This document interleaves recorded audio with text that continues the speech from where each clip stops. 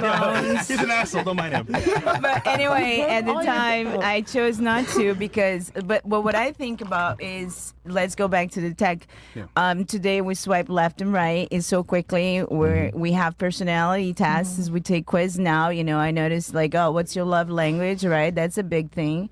And so we ask those questions, but do we really know what that means? We're not asking the questions. We're just swiping and then it's so easy to say from my day back in the dating pool.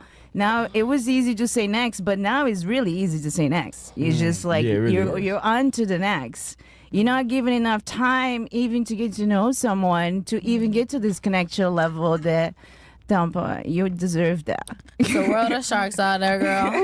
You're gonna get it. There's also good people still out there. How do you choose who to pick nowadays? You would say. If I would to be there, yeah, because obviously there's so many options. But how do you choose? I would have somebody that is not wearing a mask. That can be real, so I can feel safe, because the world is not so safe anymore. But question for you. People can pretend. They can put on a face for a month or two, or just get whatever they want from you, and then just dip.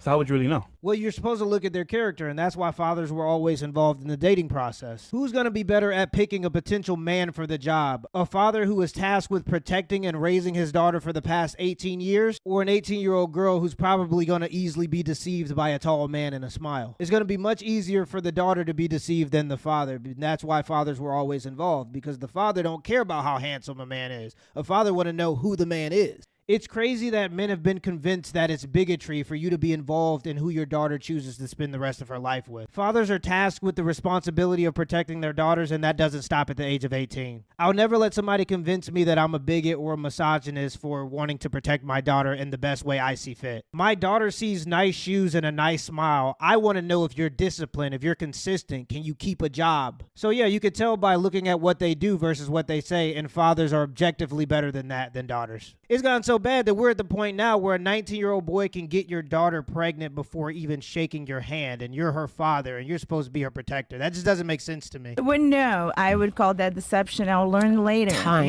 Somebody will send me a letter, or call the FBI, or call me. She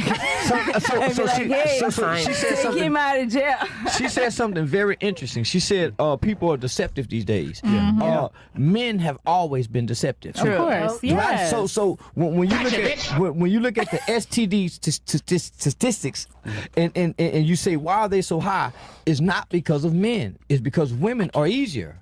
Because men have always been men. Right. Men have always, you see what I'm saying? Those stats are high. It's because women have become easier. Right. Never in history have women been this easy. That's Never. a valid point, but I don't know if the woman necessarily became easier. We have social media, we have more exposure now. Yeah, You can